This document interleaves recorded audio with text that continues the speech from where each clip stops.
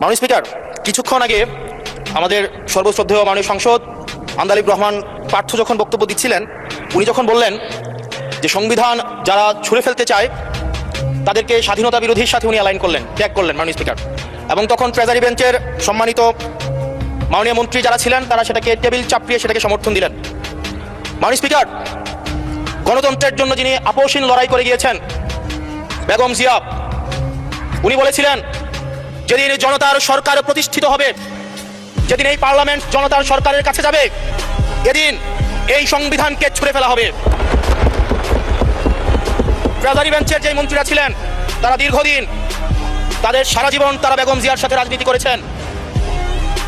এই সংবিধান ছুঁড়ে ফেলার সাথে স্বাধীনতা যুদ্ধাপরাধীর অ্যালাইন করার যেটার হাততালি তারা দিয়েছেন, সেটির মধ্য দিয়ে বেগম জিয়াকে তারা মূলত অপমান করেছেন কিনা তারা সেটা ভেবে দেখবেন। মাননীয় স্পিকার, আমি বক্তব্য দেওয়ার জন্য অনেক কিছু রেডি করে নিয়ে এসেছিলাম। আমরা আইনমন্ত্রী বলেছেন রুশু পড়ার জন্য, তারপরে হফ পড়ার জন্য, মদিনা সনদ পড়ার জন্য পড়েছিলাম। কিন্তু আন্দালিব রহমান পার্থ সাহেব যে বক্তব্য দিয়েছেন, আমরা ক্লাস 8-9-এ যে ডিবেট করতাম সেটি রিভার্টাল দিলে 20 মিনিট সময় লাগবে। মাননীয় স্পিকার, আমি ওনার বক্তব্যের রিভার্টাল দিচ্ছি। উনি বলেছেন যে আমি কোট করছি, উনি বলেছেন 72-এর সংবিধানের কিছু কিছু বিষয়কে ওনারা সম্মান দিয়েছেন। তার মানে কিছু কিছু বিষয়কে ওনারা সম্মান দেয় নাই। তার মানে এই অভ্যুত্থানের পরে এই সংবিধানের কিছু অংশ ওনারা মেনেছেন, কিছু অংশ ওনারা মানেন নাই।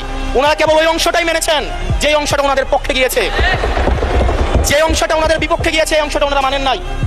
মাননীয় স্পিকার, এই ধরনের প্রকৃতি সম্পন্ন যারা আছে বাংলাদেশের পার্লামেন্ট, যারা দেখছেন তারা সিদ্ধান্ত নেবেন।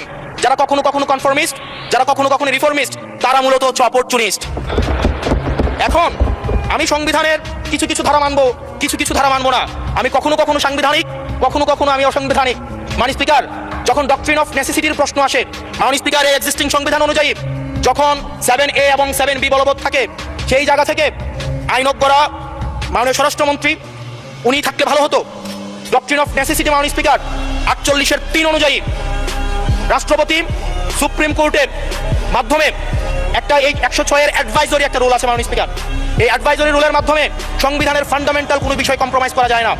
মাননীয় স্পিকার, যদি আমি এই সংবিধান মানি তাহলে এই অন্তর্বর্তীকালীন সরকারের বৈধতা প্রশ্নবিদ্ধ হয়। মাননীয় স্পিকার, মাননীয় স্পিকার, যদি এই সংবিধানকে আমি ধারণ করতে চাই, মেনে চলতে চাই, সেদিন 64 বিধি অনুযায়ী অ্যাটর্নি জেনারেল নিয়োগ দেওয়া হয়েছিল 6 আগস্ট। মাননীয় স্পিকার, এই সংসদে প্রশ্ন রাখতে চাই, তৎকালীন বর্তমান রাষ্ট্রপতি চুপ্পু, তখন বলা হয়েছে অ্যাটর্নি জেনারেল নিয়োগ দেওয়ার ক্ষেত্রে প্রধানমন্ত্রীর সাথে আলোচনা করতে হবে। সেদিন কোন প্রধানমন্ত্রীর সাথে আলোচনা করা হয়েছিল সেটা আমাদেরকে অ্যাটর্নি জেনারেল জানাবেন।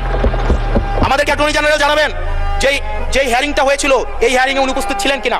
তখনকার সময় যিনি প্রধান বিচারপতি ছিলেন ওবায়দুল হক, তিনি তখন কোথায় ছিলেন, সেই রায়ের কপিটা আমরা দেখতে চাই। মাননীয় স্পিকার, মাননীয় স্পিকার, আপনি যখন বেগম জিয়াকে 6 আগস্ট সর্বপ্রথম ছাত্র জনতা যখন সিদ্ধান্ত নিয়েছিল আর এক মুহূর্ত বেগম জিয়াকে কারাগারে থাকতে দিবে না, বেগম জিয়াকে রাষ্ট্রপতির আদেশের মধ্য দিয়ে বেগম জিয়াকে সেদিনই কারাগার থেকে যে জুলুমের মধ্যে রাখা হয়েছিল সেটা থেকে ছাত্র জনতার রায়ের মধ্য দিয়ে সেখান থেকে বের করে আনা হয়েছিল। মাননীয় স্পিকার, যদি এই সংবিধানকে বাইবেল ধরে নেই, এই সংবিধানকে যদি গসপেল ধরে নেই, এই গসপেলের পুরোহিত অনুযায়ী যেভাবে ভ্যাটিকান সিটি চলে সেটা যদি আমরা ধরে নেই, তাহলে মাননীয় স্পিকার, সেদিন বেগম জিয়া জেল থেকে বের হতে পারেন না। মাননীয় স্পিকার, মাননীয় স্পিকার, সেদিন বেগম জিয়া জেল থেকে বের হয়েছিল অভ্যুত্থানের জনরায়ের ভিত্তিতে। মাননীয় স্পিকার, মাননীয় স্পিকার, আপনারা বলছেন আপনারা ঠিক সেই জায়গায় আপনারা সংবিধানকে আপনারা মানছেন যেই জায়গায় সংবিধান থেকে আপনারা বেনিফিটেড হবেন। মাননীয় স্পিকার, গ্রামের ভাষায় কথা আছে, বলতে চাই না, যে গাং পার হইলে মাঝি কোন দুলা ভাই। ছাত্ররা, আপনাদের নেতাকর্মীরা গত 17 বছর ধান খেতে ঘুমাইতে হয়েছে, ত্যাগ তিতিক্ষার মধ্য দিয়ে যেতে হয়েছে। মহাসচিব কান্না করে বলেছে তাদের নেতাকর্মীরা ঢাকায় এসে রিক্সা চালিয়ে জীবন নির্বাহ করতে।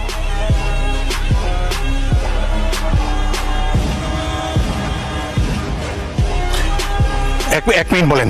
মাননীয় স্পিকার, আজকে দেখেন, আজকে লক্ষ লক্ষ নেতাকর্মী তাদের রক্ত দিয়েছে। ফ্যাসিবাদ বিরোধী প্রত্যেকটি রাজনৈতিক দল, কোন রাজনৈতিক দলকে বিশেষভাবে আমি আলাদা করতে চাই না, ফ্যাসিবাদ বিরোধী প্রত্যেকটি রাজনৈতিক দলের রক্ত, শ্রম, ঘামের মধ্য দিয়ে এই হাসিনার পতন হয়েছে। এই হাসিনার পতনের পরে যখন জনরায়, মাননীয় স্পিকার, যখন জনরায় কখনো কেতাবের কাছে মাথা নত করে না, এটা ভ্যাটিকান সিটি নয় যে গসপেল অনুযায়ী হচ্ছে দেশ পরিচালিত হবে। 68% জনগণ তারা সিদ্ধান্ত জানিয়ে দিয়েছে এই সংবিধানের যেই বেসিক স্ট্রাকচারাল জায়গায় কোন জায়গাগুলোতে রিফরমেশন আনতে হবে। মাননীয় স্পিকার আন্দালিব রহমান পার্থ সাহেব বলেছেন যে অর্ডারে নাকি হচ্ছে সংবিধান সংস্কার পরিষদের গঠনটা নাই। উনি যদি একটু পরিশ্রম করতেন, জাস্ট একটা পাতা উল্টাইতেন, একটা পাতা পরেই বলা হয়েছে সংবিধান সংস্কার পরিষদ গঠন যদি হেজলযুক্ত। ধন্যবাদ মাননীয় সদস্য, ধন্যবাদ।